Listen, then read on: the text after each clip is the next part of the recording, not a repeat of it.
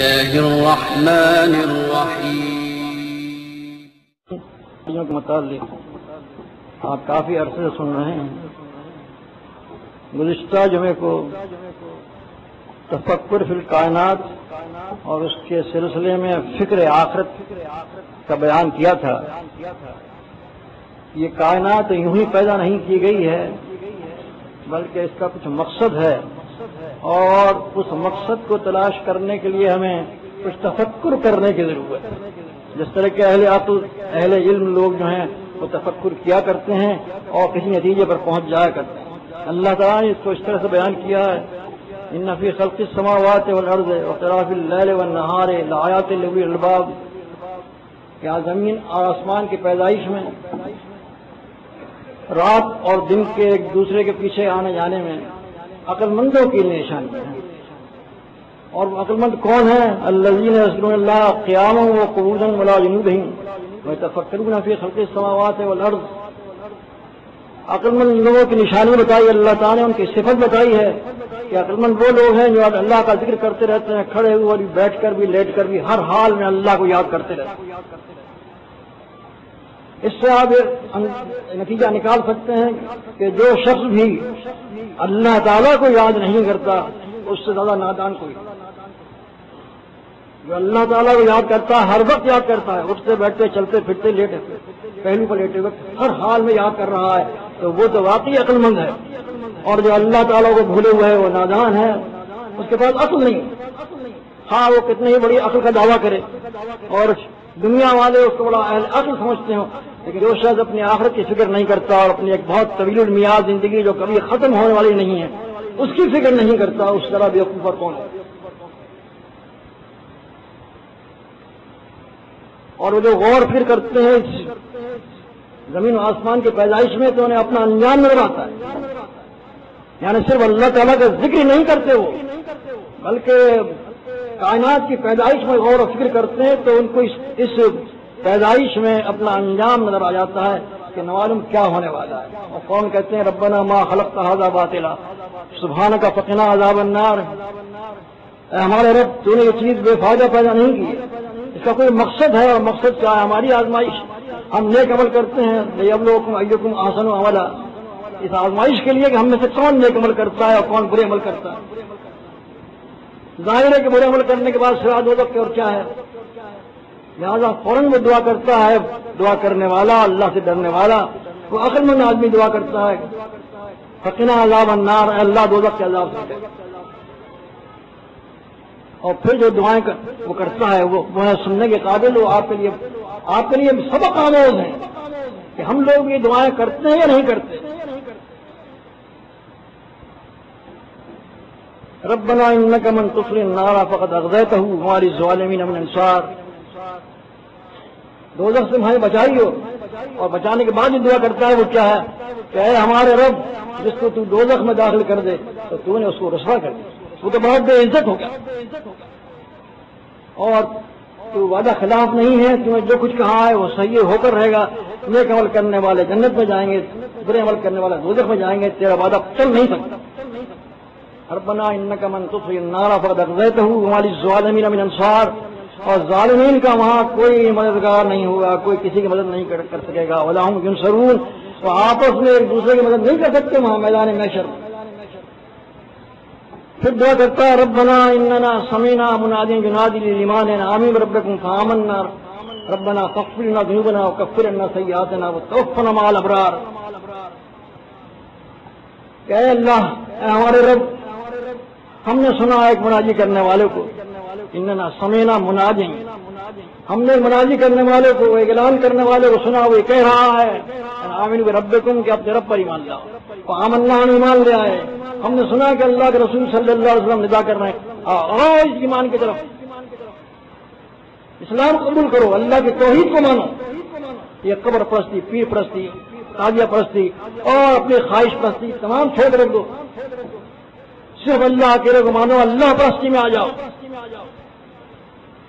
ربنا اننا سمعنا منادیا ینادی للایمان، اللہ کا رسول پکار رہا ہے، اور اللہ کے رسول اب نہیں پکار رہے تو آواز تو آپ کے کانوں میں اب بھی گونجنی چاہیے جس طرح میں بتایا تھا کہ وہ ہر رات کو رمضان کے مہینے میں وہ فرشتہ ندا کرتا ہے، ندا کرنے والا ندا کرتا ہے، یا باغ الخیر اقبل یا باغ شر اقصر.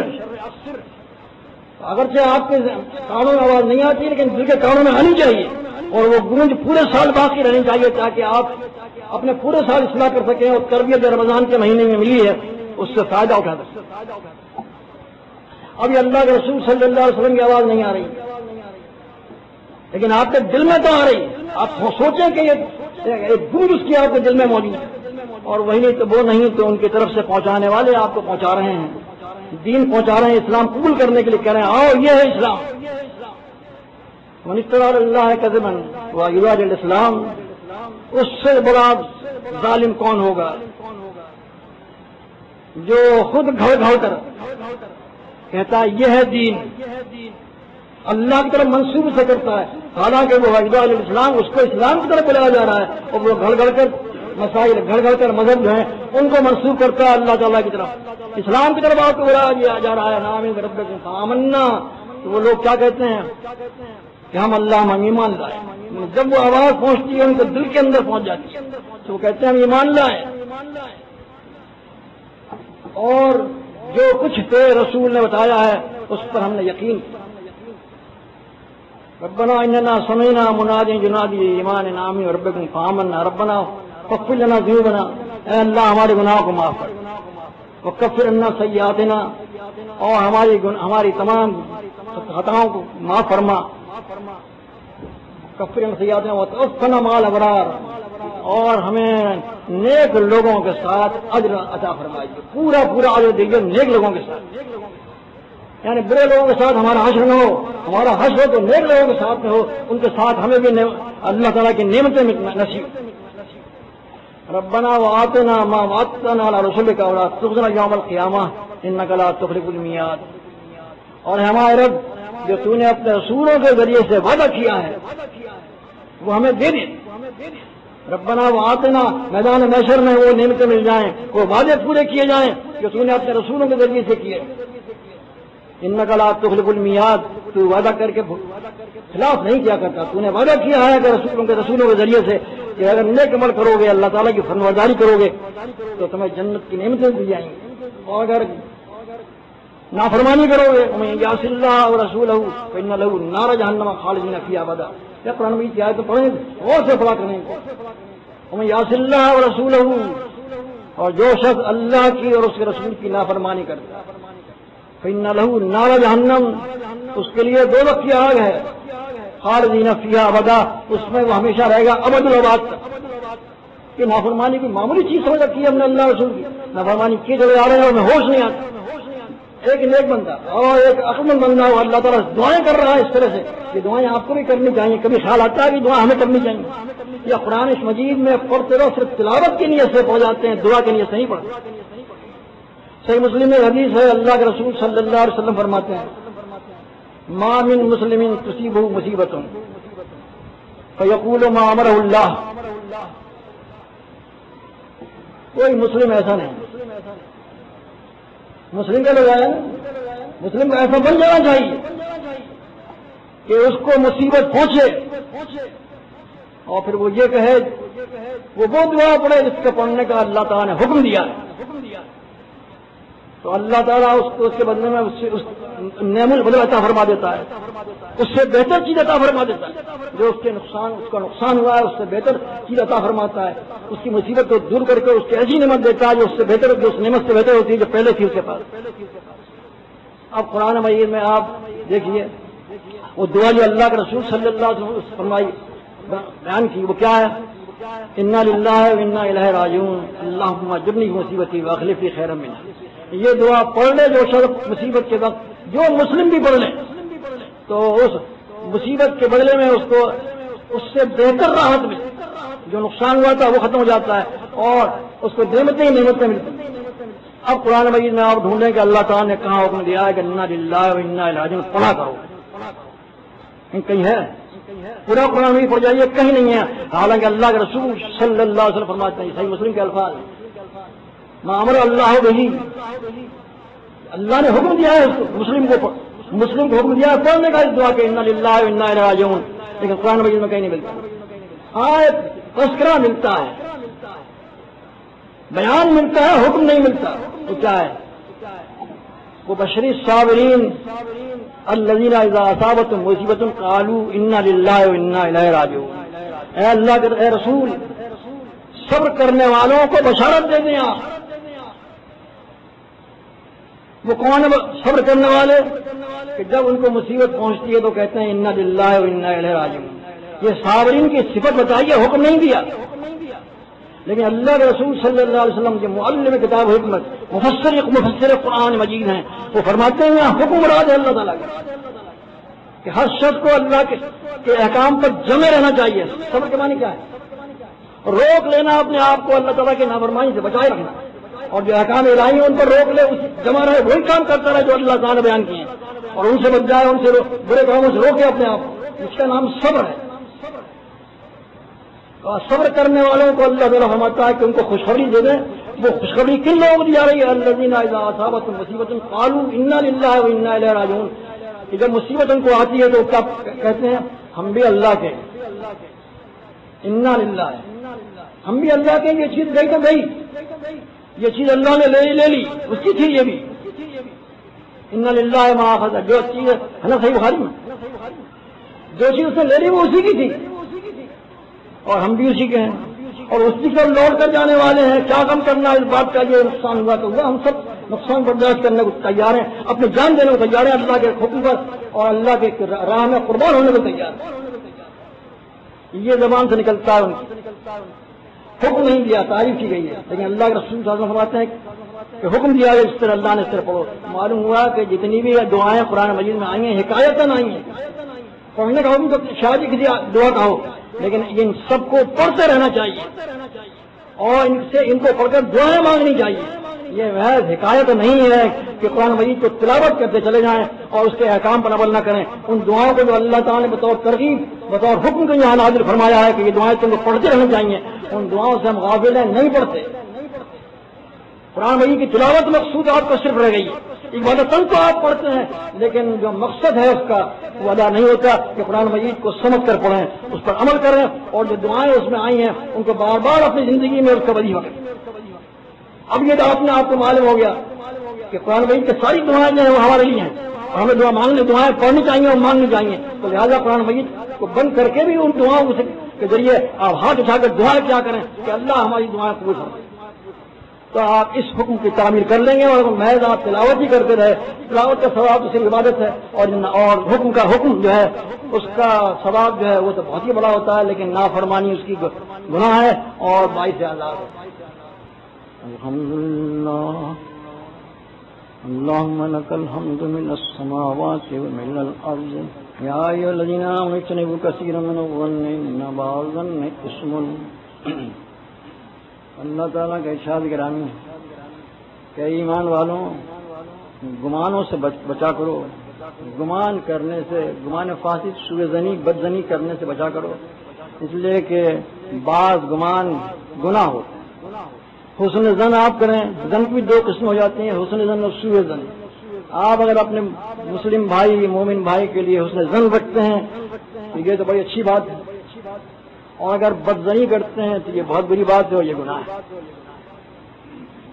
اللہ تعالیٰ نے جھوٹ سے منع کیا, وَاجْتَنِبُوا قَوْلَ الزُّورِ, کہ جھوٹ بولنے سے بچا کرو, اور جھوٹ بولنا اکبر الکبائر میں سے ہے. بڑے بڑے 3 گناہ جو صحیح بخاری کی حدیث میں آئے ہیں. شرک سب سے پہلے سب سے بڑا گناہ. دوسرا بڑا گناہ والدین کی نافرمانی. معلوم نہیں آپ لوگ کہاں ہیں, یہ والدین کی نافرمانی کس حد تک ہو رہی ہے, نافرمانی ہے فرمانبرداری کہاں تک ہو رہی ہے, یہ آپ لوگ خود سمجھ سکتے ہیں, اور اس کو معمولی گناہ کیا کرنا ڈال دیں آپ. والدین کی نافرمانی. اور تیسرا بڑا گناہ جو ہے جھوٹ بولنا. جھوٹ بولنا بڑے گناہوں میں سے. اور پھر صحیح بخاری کی حدیث ایک اور کے الفاظ ہیں, اللہ کے رسول صلی اللہ علیہ وسلم فرماتے ہیں ایاکم والظن فإن الظن اکذب الحدیث, بدگمانی سے بچا کرو, اس لیے کہ بدگمانی سب سے بڑا جھوٹ ہے. جب جھوٹ اتنا بڑا گناہ ہوا تو بدگمانی کتنا بڑا گناہ ہوا. یہ دل کی بیماریوں میں سے ایک بیماری یہ بھی ہوتی ہے. آج جو آپ نے پہلے خود میں سنا ہے اس میں تفکر فی الکائنات، یہ دل میں ہونا چاہیے، اور پھر اس کے بعد فکر آخرت، اور فکر آخرت کے بعد وہ دعائیں آنی چاہیے، اور وہ تو یہ خوبیاں جو ہونی چاہیے آپ میں، اور یہ ہے برائی جو دل سے نکال دینی چاہیے، دل میں کسی کے متعلق بدگمانی نہیں آنی چاہیے۔ اور پھر یہ بھی عجیب و غریب بات ہے کہ بدگمانی کرتے ہیں، اس کا یقین کیسے ہوتا ہے انہیں، کیونکہ دوسرے کے متعلق یہ سمجھنا یہ ریاکار ہے، یہ خوشامدی ہے، یہ غدار ہے، یہ فیصلہ کر لینے کا ان کے پاس کیا ذریعہ اور کیا معیار ہے، سوائے اس کے کہ یہ اپنے آپ کو کہیں علیم بذات الصدور۔ اگر یہ دعویٰ ہے ان کا کہ ہم سینوں کی سینے والی باتیں جانتے ہیں، ہم دل کی باتیں جانتے ہیں، تب تو یہ دعویٰ کر سکتے ہیں کہ ہم نے جو گمان کیا اس کے متعلق وہ صحیح ہے، اور پھر اس کے متعلق تو ریاکاری کا جرم ثابت کریں گے، اپنے متعلق بھی کچھ سوچیں گے وہ کیا بن بیٹھے، وہ علیم بذات الصدور بن، علام الغیوب اس سے بھی آگے، کوئی چیز ہے دکھائی نہیں دیتی، اللہ تعالیٰ دیکھ لیتا ہے، مگر ایک چیز ایسی ہے کہ دکھائی دیتی ہی نہیں کبھی بھی، تو سامنے آ جائے پردہ ہٹ جائے کبھی دکھائی نہیں دے گی، دل کا حال کسی حال میں معلوم نہیں ہو سکتا، صرف اللہ تعالیٰ جانتا ہے۔